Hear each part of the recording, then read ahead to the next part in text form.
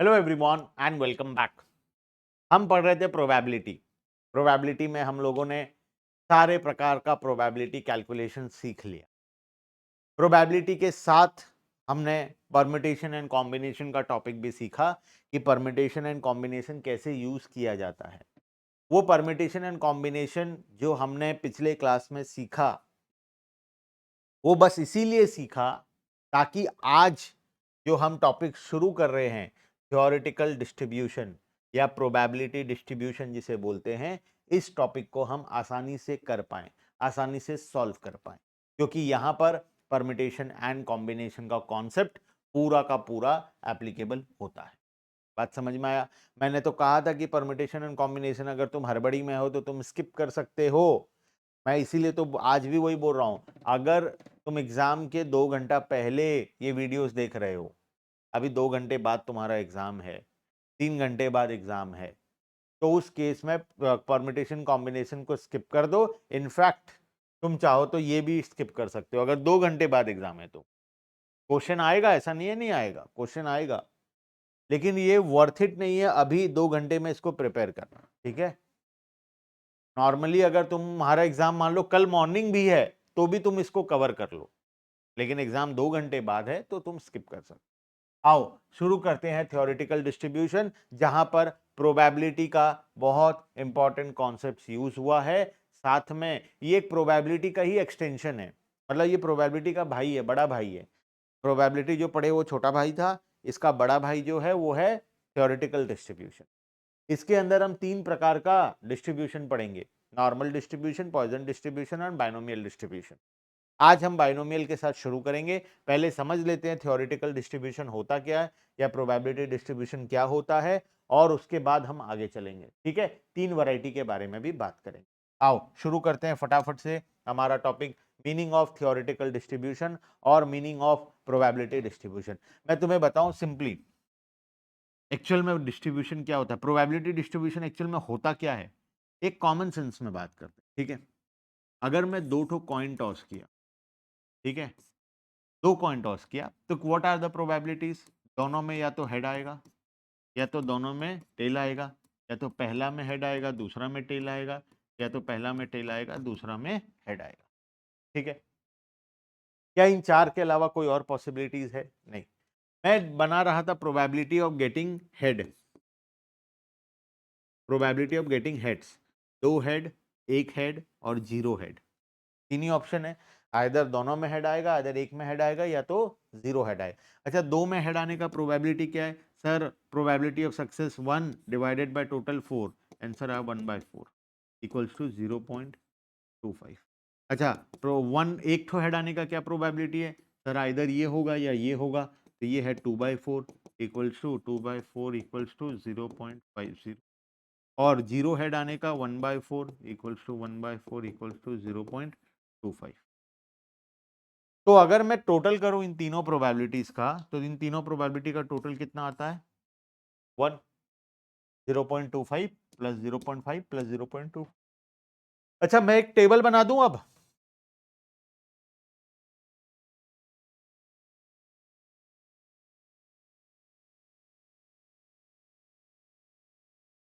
Heads और probability, 0 head, 1 head, 2 head. 0 head आने का प्रोबेबिलिटी है 0.25, ये 0.50 और ये 0.2। ये जो टेबल है ये तुम्हें क्या शो कर रहा है? टोटल हो गया 1। ये टेबल क्या शो कर रहा है? ये टेबल जो टोटल प्रोबेबिलिटी 1 है उसको 3 कैटेगरी में डिस्ट्रीब्यूट किया। टोटल कितना है? 1। उसको 3 पार्ट में डिस्ट्रीब्यूट किया, 0.25, 0.50, 0.2। 0 हेड आने का, 1 हेड आने का और 2 हेड आने का, 3 कैटेगरी में उसको डिस्ट्रीब्यूट किया। इसी को बोलते हैं प्रोबेबिलिटी डिस्ट्रीब्यूशन। जब हम टोटल प्रोबेबिलिटी को अलग अलग कैटेगरीज में डिस्ट्रीब्यूट करते हैं उसे हम क्या बोलते हैं? Probability distribution.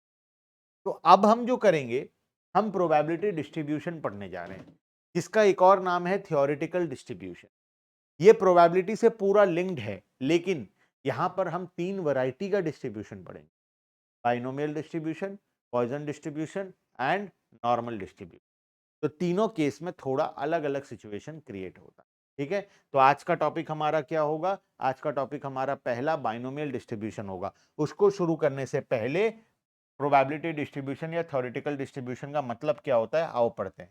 Theoretical distribution is a probability based model that predict the expected frequency of outcomes for a random variable using mathematical formulas. Mathematical formulas को यूज करके एक्सपेक्टेड फ्रीक्वेंसी निकालता है।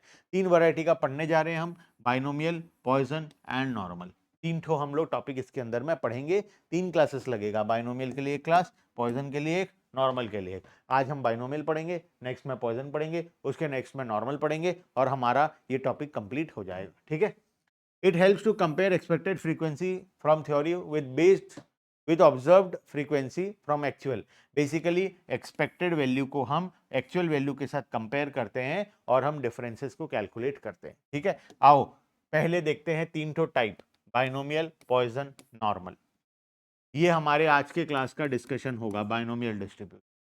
नेक्स्ट क्लास में हम पढ़ेंगे पॉइसन डिस्ट्रीब्यूशन और उसके next class में हम पढ़ेंगे नॉर्मल डिस्ट्रीब्यूशन और उसके बाद ये टॉपिक हमारा कंप्लीट हो जाएगा, यूनिट नंबर 2। फिर हम चलेंगे यूनिट नंबर 3 के अंदर में। ठीक है, तो आने वाले 2 क्लासेस के बाद यूनिट 2 हमारा कंप्लीट है। आओ शुरू करते हैं पहला topic, binomial distribution. Binomial distribution क्या होता है? बाइनोमियल डिस्ट्रीब्यूशन, देखो तुम्हारे एग्जाम्स में नॉर्मली थ्योरेटिकल क्वेश्चंस ज्यादा आते हैं, प्रैक्टिकल क्वेश्चन थोड़ा कम आता है ना? थ्योरेटिकल ज्यादा आता है, प्रैक्टिकल कम आता है। तो उस केस में तुम्हें इसको थ्योरी पॉइंट ऑफ व्यू से भी पढ़ना है और प्रैक्टिकल पॉइंट ऑफ व्यू से भी पढ़ना है। ठीक है, आओ शुरू करते हैं probability. This is a probability distribution in which the frequency of happening of exactly r events in n trials. समझना ध्यान से, अभी मैं तुम्हें एक एग्जांपल दूं। बाइनोमियल डिस्ट्रीब्यूशन किसके ऊपर एप्लीकेबल होता है? बाइनोमियल डिस्ट्रीब्यूशन तभी एप्लीकेबल होता है when there are two possibilities. When there are two possibilities मतलब कॉइन को टॉस किया, आइदर हेड आएगा आइदर टेल आएगा। डाइस को थ्रो किया और हम चेक कर रहे हैं इवन नंबर आएगा या ऑड नंबर आएगा, तो दो ही पॉसिबिलिटी है, आइदर इवन आएगा और या ऑड आएगा। ठीक है, तो जब दो पॉसिबिलिटीज होता है, सिर्फ दो ही पॉसिबिलिटी है, आइदर ये होगा या ये होगा, आइदर इवेंट ए होगा या बी होगा, दोनों में से कोई एक होगा और दोनों के होने या ना होने का चांसेस हर बार सेम रहेगा। मतलब जैसे कॉइन को टॉस किए, हेड आने का चांस क्या है? हर बार 0.5 है। पहली बार टॉस किए तब भी 0.5 था, दोबारा टॉस किए तब भी 0.5 है हेड आने का, 3 नंबर बार टॉस किए तब भी हेड आने का चांस 0.5 है, 4 नंबर बार करो तब भी 0.5 है। मतलब हमेशा प्रोबेबिलिटी सेम रहेगा, हर एक इंडिविजुअल इवेंट में प्रोबेबिलिटी सेम रहेगा। कुछ कंडीशंस हैं, ध्यान से सुनो, वो कंडीशन एप्लीकेबल होगा तभी हम बाइनोमियल डिस्ट्रीब्यूशन लगा सकते हैं, अदरवाइज नहीं लगा सकते। पहला तो है कि दो ही पॉसिबिलिटीज है, आइदर एक इवेंट होगा या दूसरा होगा, कोई तीसरा या चौथा पॉसिबिलिटी नहीं है। ठीक है, आइदर ए और बी, या तो हेड आएगा या तो टेल आएगा, तीसरा ऑप्शन ही नहीं है। ठीक है, किसी इवेंट के होने या ना होने का प्रोबेबिलिटी फिक्स है, हेड आने का प्रोबेबिलिटी 0.5 है, हर बार प्रोबेबिलिटी 0.5 ही रहेगा, ये बार बार बदलेगा नहीं, ये फिक्स रहेगा। डाइस को थ्रो किए, इवन नंबर आने का प्रोबेबिलिटी 0.5, वो हमेशा 0.5 ही रहेगा। डाइस को थ्रो किए, getting a number less than और इक्वल टू 2, लेस देन और इक्वल टू 2 आने का चांसेस क्या है सर? 1 और 2 आएगा।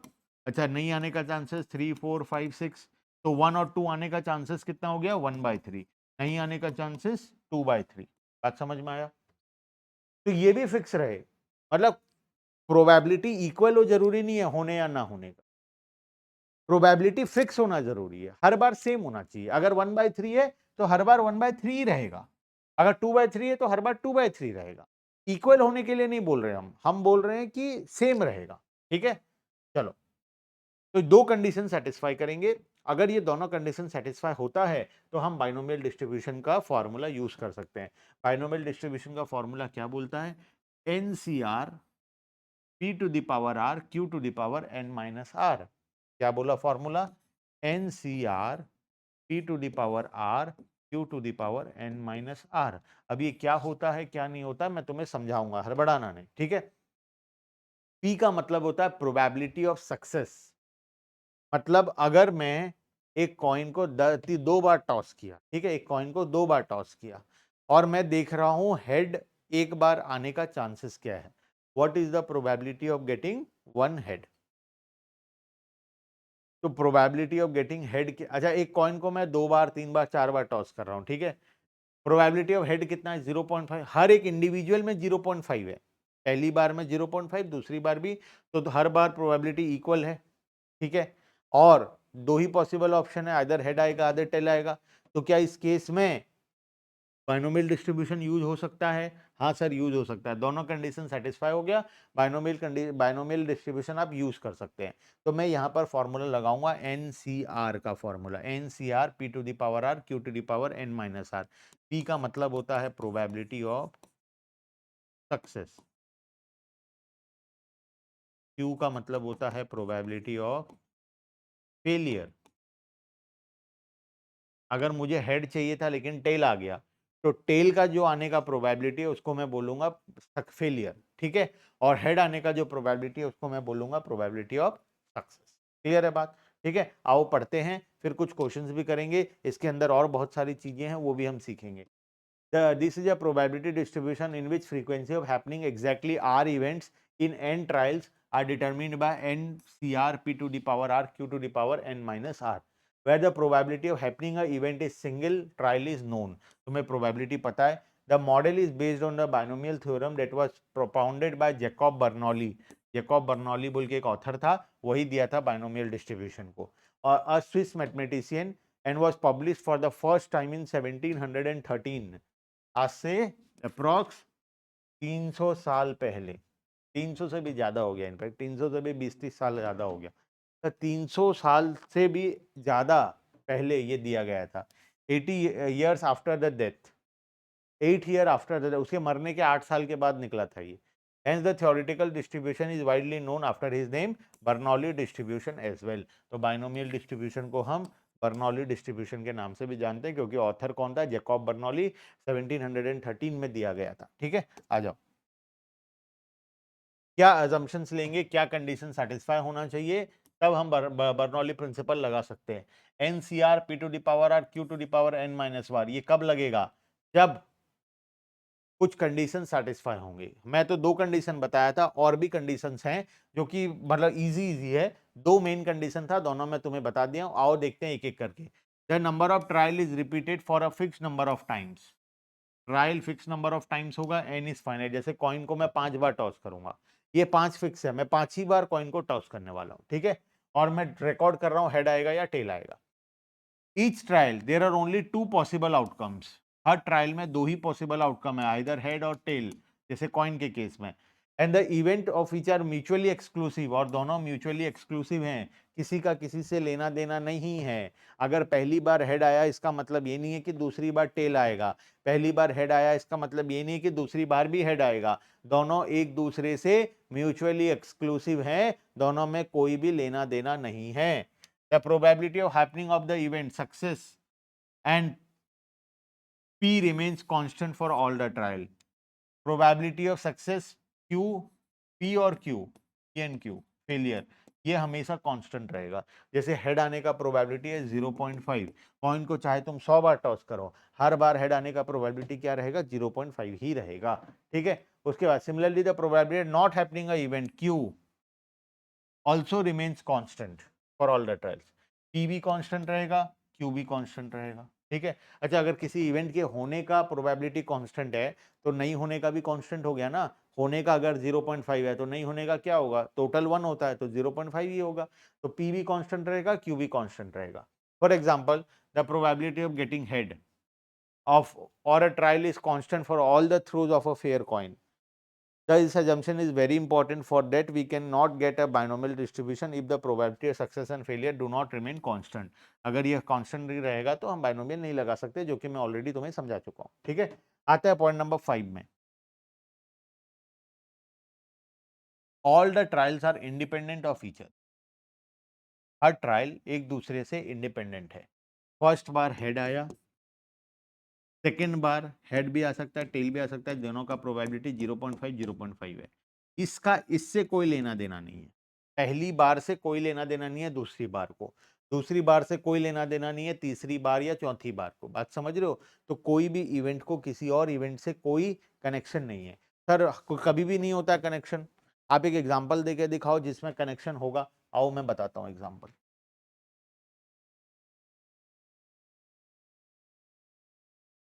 प्लेइंग कार्ड्स, प्लेइंग कार्ड्स तो एक बॉक्स है, इजी वाला एग्जांपल ले लेते. 5 ठो रेड बॉल है, 5 ठो व्हाइट बॉल है. तुम्हें बॉल्स ड्रॉ करने हैं, 3 ठो बॉल निकालना है, 3 ठो बॉल निकालना है. बताओ और चेक करना है व्हाइट का कितना आएगा. व्हाइट आने का चांस क्या है, ब्लैक और रेड आने का चांस क्या है. तो मैं व्हाइट को सक्सेस मान रहा हूं और रेड को फेलियर.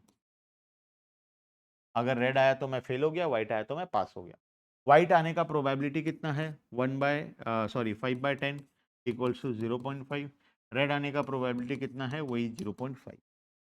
ये तो इंडिपेंडेंट के केस में. लेकिन अगर मैं बोलूं तुम्हें, मैं पहला बॉल निकाला, फर्स्ट बॉल, बताओ व्हाइट आने का प्रोबेबिलिटी क्या है, रेड आने का क्या है. सर व्हाइट आने का है 5/10, रेड आने का है 5/10 इक्वल्स टू 0.5 इक्वल्स टू 0. मैं बोला ठीक है. दूसरी बार मान लो पहली बार में क्या आ गया है, पहली बार में मैं जीत गया, व्हाइट आ गया. दूसरी बार अगर मैं तुम्हें बोलूं कि ये विदाउट रिप्लेसमेंट है, विदाउट रिप्लेसमेंट का मतलब जो व्हाइट बॉल आ चुका है मैं उसे फेंक दिया, मैं उसको रिटर्न डब्बे में नहीं डाला, वो व्हाइट बॉल को मैं बाहर फेंक दिया. अब बॉक्स में कितना, अब बॉक्स में क्या बचा है, बॉक्स में 5 ठो रेड और 4 ठो व्हाइट बचा है. अब की बार व्हाइट का प्रोबेबिलिटी क्या हो जाएगा, 4/9, और रेड का प्रोबेबिलिटी क्या होगा, 5/9. बात समझे? तो प्रोबेबिलिटी क्या सेकेंड बार में बदल गया? Yes sir. क्या सेकेंड वाला इवेंट पहले वाले के ऊपर डिपेंडेंट है? यस. कैसे डिपेंडेंट है? अच्छा सोचो अगर पहली बार में व्हाइट नहीं आके रेड आता तो ये क्या हो जाता. अगर रेड आता तो बॉल बदल जाता, 4 ठो रेड रहता और 5 ठो व्हाइट रहता, तो ये प्रोबेबिलिटी 5/9 और ये 4/9 हो जाता. बात समझ रहे हो? तो सेकेंड बार में प्रोबेबिलिटी क्या होगा वो डिपेंड करता है कि फर्स्ट बार में व्हाइट बॉल आया या रेड बॉल आया. तो इस केस में हम बर्नौली का प्रिंसिपल्स नहीं लगा सकते, हम ये फॉर्मूलाज को यूज नहीं कर सकते. इस केस में हम ये कॉन्सेप्ट को यूज नहीं कर. बात समझ रहे हो? जहां पर हर बार प्रोबेबिलिटी सेम रहे और पिछले इवेंट से कोई लेना देना ना रहे, उस केस में हम इस मेथड को यूज कर सकते. मेरे हिसाब से सभी को समझ में आ गया. आओ आगे चलते हैं.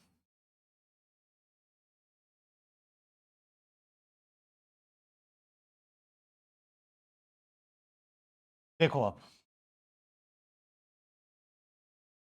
क्या बोलता है point number 5. All the trials are independent of each other so that the result of any trial is not affected by any way by the result of its preceding trial, nor does it affect the result of succeeding trial. ना पहले वाले से कोई मतलब है ना बाद वाले से कोई मतलब है. ठीक है, ये हो गया पॉइंट नंबर 5. पॉइंट नंबर 6, 6 तो है नहीं, 5 ही प्रिंसिपल था, 5 ही था ना. हाँ 5 ही प्रॉपर्टीज, एजम्पशन में 5 था. चलो आ जाते हैं अब आते हैं आगे फॉर्मूला के ऊपर. Binomial model for individual cases. देखो ठीक है, आओ फॉर्मूला में आते हैं. कभी कभार ऑटो फोकस का प्रॉब्लम है, थोड़ा सा मैनेज कर लें. ठीक है, देखो वो फोकस एडजस्ट होता है तो ब्लर हो जाता है, कभी कभार ऐसा होता है कभी कभार. ठीक है, देखो फॉर्मूला क्या है, NCR, NCR q to the power N minus R P to the power r. ठीक है, ये हमारा फॉर्मूला है. इस फॉर्मूला को हम यूज करेंगे और क्वेश्चंस को सॉल्व करेंगे. ठीक है, तो एक क्वेश्चन करवा दूं क्या. अच्छा यहाँ पे ना तुम्हें ऑप्शंस दिया हुआ है. देखो नॉर्मली क्या है, एनसीआर नॉर्मल फॉर्मूला क्या होता है, NCR P to the power Q to the power n minus are, P to the power या P to the power are Q to the power n minus R. ठीक है, तो इस formula में हम क्या करेंगे, हमें बोला है नंबर ऑफ सक्सेस, n होता है नंबर ऑफ ट्रायल्स, r होता है नंबर ऑफ सक्सेस, p होता है प्रोबेबिलिटी ऑफ सक्सेस और q होता है प्रोबेबिलिटी ऑफ फेलियर। अगर मैं तुम्हें एक क्वेश्चन दूं, चलो एक काम करते हैं, पहले एक क्वेश्चन करते हैं तब तुम्हें समझ में आए। अभी तुम्हारा दिमाग खराब करूंगा मैं, कोई फायदा नहीं है। मैं एक क्वेश्चन लेता हूं, पहले इस क्वेश्चन को करते हैं हम, ठीक है, ताकि तुम्हें ये कॉन्सेप्ट पूरा समझ में आ जाए। ये कॉन्सेप्ट समझ में आने के बाद और इसमें कुछ भी नहीं बचेगा, उसके बाद बस तुरंत हमारा टॉपिक खत्म हो जाएगा। 3 balanced coin are toss simultaneously. 3 balanced coin का मतलब पहला बैलेंस्ड कॉइन जो है, हेड आने का प्रोबेबिलिटी 0.5, टेल आने का प्रोबेबिलिटी 0. दूसरा कॉइन में भी यही है, तीसरा कॉइन, क्योंकि बैलेंस्ड बोला ना, बैलेंस मतलब हेड और टेल का probability equal. Find the chances of getting 3, 2, 1 and 0 heads. तो मैं इवेंट ए लेता हूं, गेटिंग अ हेड, इसका प्रोबेबिलिटी क्या है 0.5, और इसको मैं क्या मानता हूं, सक्सेस। ठीक है, और इवेंट बी लेता हूं, गेटिंग अ टेल, इसका प्रोबेबिलिटी क्या है 0.5। इंडिविजुअली अगर हम देखें तो इसको मैं मानता हूं फेलियर। अगर हेड आया तो मैं सक्सेस हुआ, फेल आया तो टेल आया तो मैं फेलियर हो गया। सबसे पहला, अगर मुझे फर्स्ट गेटिंग 0 हेड्स है ना, चारों का निकालना है, 0 हेड, 1 हेड, 2 हेड, 3 हेड। अच्छा, कॉइन कितनी बार टॉस किया जाएगा, 3 बार करेंगे, ये फिक्स है, 3 बैलेंस्ड कॉइन है। तो अगर मैं फॉर्मूला लिखूं NCR P to the power R Q to the power n minus R, तो बताओ n का वैल्यू क्या होगा, 3। कितनी बार टॉस हो रहा है, 3। अच्छा, सक्सेस कितना चाहिए मुझे, 0 चाहिए, हेड इज सक्सेस, और 0 बार सक्सेस चाहिए, तो R का वैल्यू हो गया 0। प्रोबेबिलिटी ऑफ सक्सेस जो कि कांस्टेंट रहेगा 0.5, क्यू का वैल्यू रहेगा 0.5। ठीक है, फॉर्मूला में डाल दो, 3C0 P to the power 0 Q to the power 3 minus. ठीक है, P और Q का वैल्यू भी डाल देंगे, 3C0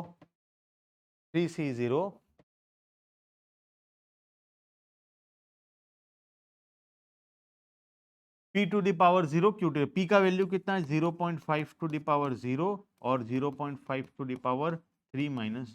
ठीक है, अब कॉम्बिनेशंस तुम पढ़े थे, परमुटेशन एंड कॉम्बिनेशंस में कॉम्बिनेशन तुम्हारा पढ़ा हुआ है। कॉम्बिनेशन का फॉर्मूला क्या होता है, सर कॉम्बिनेशन हमें लास्ट क्लास में आप बताए थे, हमें याद है कॉम्बिनेशन क्या होता है। मुझे उम्मीद है कि तुम्हें याद होगा कॉम्बिनेशन किस तरीके से यूज किया जाता है। ठीक है, बताओ कॉम्बिनेशन हम कैसे यूज करते हैं।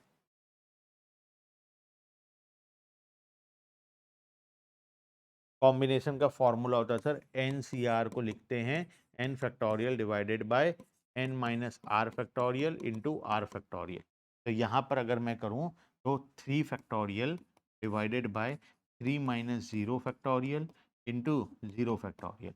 0 फैक्टोरियल का वैल्यू 1 होता है, और एनीथिंग टू द पावर 0 1 होता है, 0 मत लिख देना आप बेवकूफ़ जैसे। ठीक है, into 0.5 to the power 0 into 0.5 to the power 3। ठीक है, तो इसको मैं सॉल्व करूंगा, 3 factorial 3 into 2 into 1 divided by 3, ये 3 माइनस 0 फैक्टोरियल, 3 फैक्टोरियल हो गया 3 इंटू 2 इंटू 1, 0 फैक्टोरियल क्या हो गया 1 इंटू इसका वैल्यू 1 हो गया into 0.5 to the power 3। Answer कितना आएगा, ये तो हो गया, सब कट गया, देखो बचा कितना 0.5 टू द पावर 3। अच्छा, 0.5 को 1/2 लिख दूं, 1/2 the power 3 equals to 1/8। Clear है बात। अच्छा, वन हेड वाला तुम्हारे लिए होमवर्क है, मैं 2 हेड का करवा देता हूँ। ठीक है, 2 हेड्स, 2 हेड्स बताओ n का वैल्यू क्या होगा, वही 3, r का वैल्यू हो जाएगा 2, क्योंकि दो हेड चाहिए, 2 बार सक्सेस चाहिए, r इक्वल्स टू 2। p तो प्रोबेबिलिटी ऑफ सक्सेस था जो कि 0.5 रहेगा, q था प्रोबेबिलिटी ऑफ फेलियर जो कि 0.5 रहेगा। फॉर्मूला में डाल दो, n c r P to the power are Q to the power N minus r. अब बताओ यहाँ पे अगर मैं डाल दूं फॉर्मूला में तो इसका वैल्यू क्या आएगा, एन है 3 C two P to the power 2 Q to the power 3 minus 2, 3 factorial divided by 3 minus 2 factorial into 2 factorial into P था 0.5 का square into 0.5 to the power 1।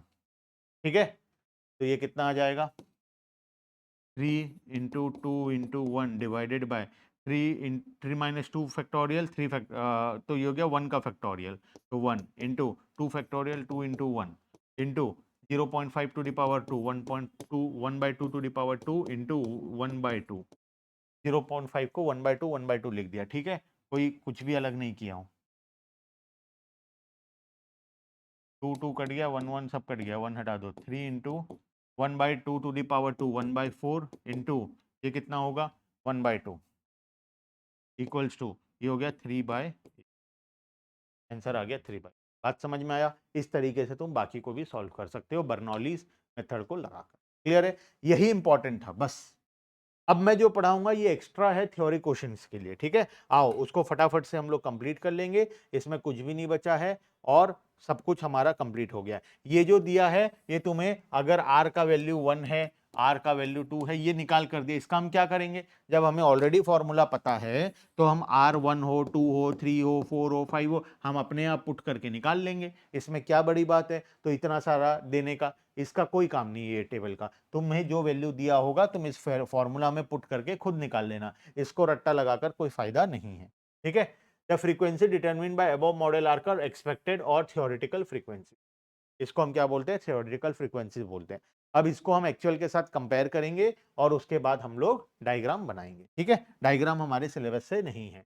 कुछ कैरेक्टरिस्टिक्स ऑफ बाइनोमियल डिस्ट्रीब्यूशन दिया है, ये बस एक बार रीड कर लेना अगर तुम चाहो तो, रीड कर लेना अगर तुम चाहो तो, या कैरेक्टरिस्टिक्स में तुम्हारे नॉलेज के लिए दिया हूं, तुम्हारे काम के लिए दिया हूं। अगर एग्जाम पॉइंट ऑफ व्यू से बिल्कुल भी उतना इंपॉर्टेंट नहीं है, एग्जाम पॉइंट ऑफ व्यू से उतना बिल्कुल भी इंपॉर्टेंट नहीं है।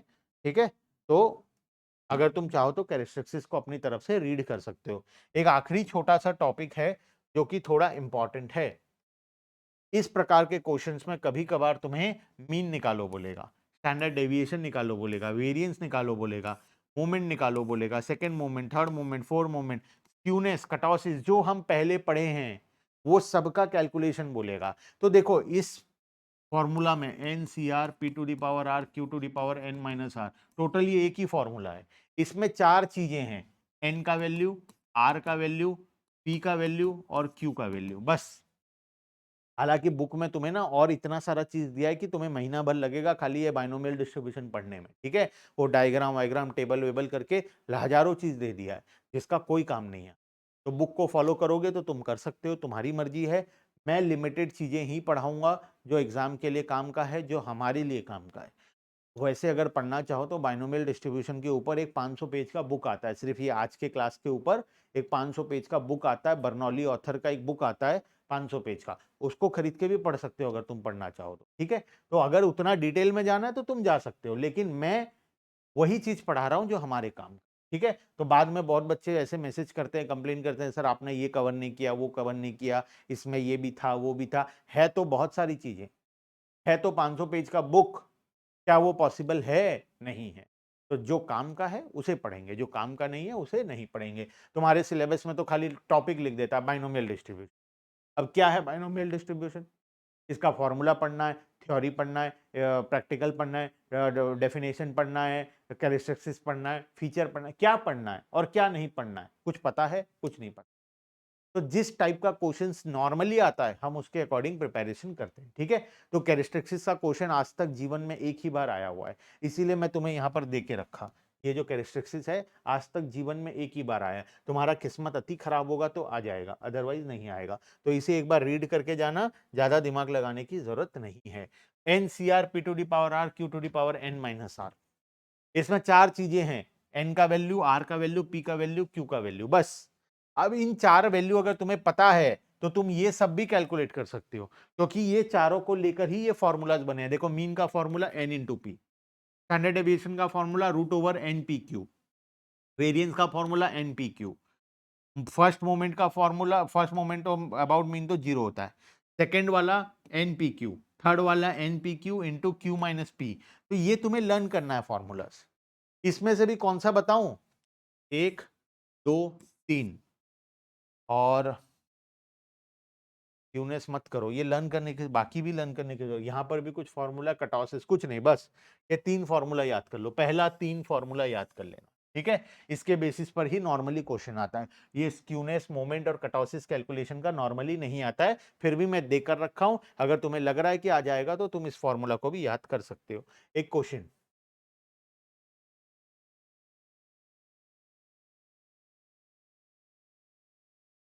देखो, if on an average 6 ships out of 10 arrive safely, 10 ship में से 6 तो शिप सेफली अराइव करते हैं, find the mean and standard deviation of the number of ships arriving safely out of total 1000 ships, मतलब n का value है 1000, ठीक है। तुम्हें क्या करना है? Find the mean and standard deviation of number of ships arriving safely out of total of 1000 ships n। अच्छा, प्रोबेबिलिटी ऑफ सक्सेस p का वैल्यू क्या होगा? 10 में से 6 अगर सक्सेस है तो 6/10 इक्वल्स टू 0.6। क्यू का वैल्यू क्या होगा फेलियर? तो 0.4। तो 3 चीज मिल गया। अब तुम्हें मीन और स्टैंडर्ड डेविएशन निकालना है। मीन का फॉर्मूला क्या था सर? मीन का फॉर्मूला और स्टैंडर्ड डेविएशन का फॉर्मूला आओ देख लेते हैं। मीन का फॉर्मूला था n into P, standard deviation था NPQ, n इंटू पी और स्टैंडर्ड डेविएशन था NPQ का रूट ओवर। तो n इंटू पी, n कितना है 1000 इंटू पी कितना है 0.6, ये कितना आ गया 600, ठीक है। यहाँ पर स्टैंडर्ड डेविएशन क्या होगा? रूट ओवर 1000 इंटू 0.6 इंटू 0.4, कितना आएगा देख लो, ये तो कैलकुलेटर लगेगा।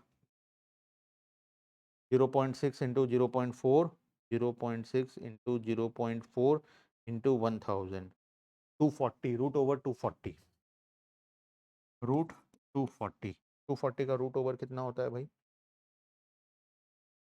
अप्रॉक्स 15.49, 15.49 अप्रॉक्स होता है, ठीक है। बात समझ में आया? Yes sir.